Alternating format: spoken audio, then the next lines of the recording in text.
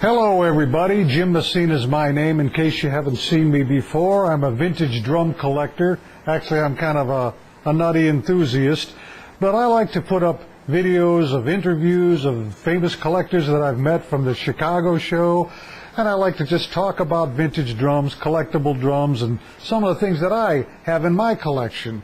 And if you've watched any of my other videos that I put up on YouTube, you've been following along. We had the Bunny Carlos, Mike CUROTTO, and John Zima interview. I've interviewed the famous English collector Dave Brown a couple of times. We've got Dave Hulsing, some of the other people that I meet at the Chicago show. But also I'm showing some of the drums that I have in my collection. And here's the drum that I got at last year's show. I've always wanted one of these. It's a WFL twin strainer. And as you can see, here are the twin strainers. This was a cool drum, I'll tell you.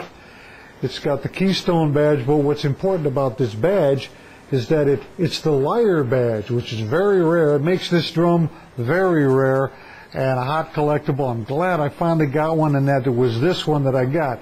But I did have some help in making the decision.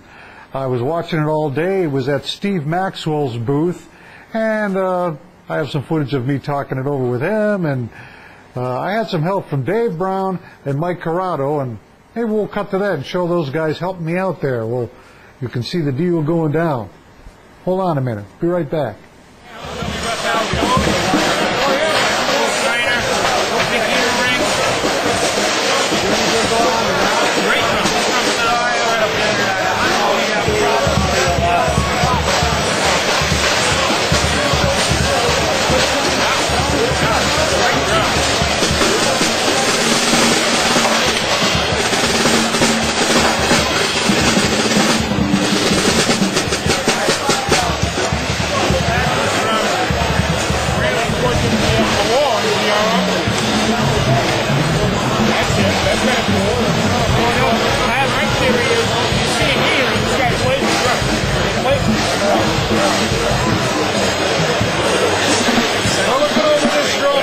Got two experts telling me all about it.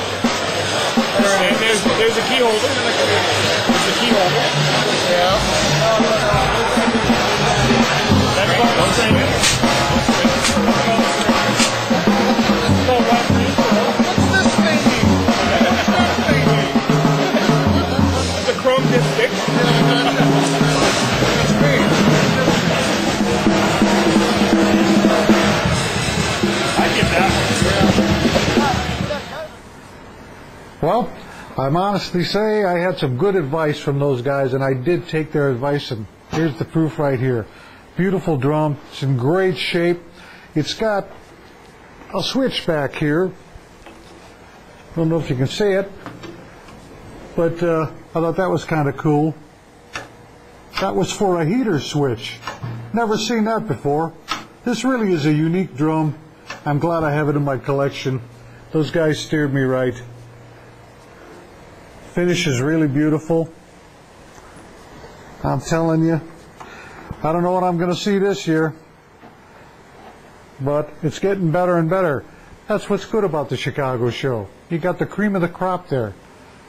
You never know what you're going to find, but I always try to come home with something good. Speaking of, here's something good that I got. The very first show that I went to, the very first year. This is a Leedy Black Elite with the pressed engraving pattern in it, but I got this from Bunny Carlos. Within maybe the first 20 minutes I was at the show, I went straight to the back and met Bunny, and he showed me this, and he just stated a price. I said, oh, sure, whatever. Got it. But he told me what was going on with this drum, what's good about it, but it was within my price range. That's, I didn't have a ton of money, and I think it's pretty good. But this is a perfect candidate now to be restored by Adrian Kirschler. Mike CUROTTO kind of turned me on to Adrian Kirschler, and I'm really thinking of having this particular drum probably totally overhauled by him. It needs a strainer, and Bunny told me this is not really the correct strainer. I mean, it's okay, they did use these later, but it's not the original one that was on there. There's some holes, I'm not sure, somewhere that need to be worked on. Yeah, right here.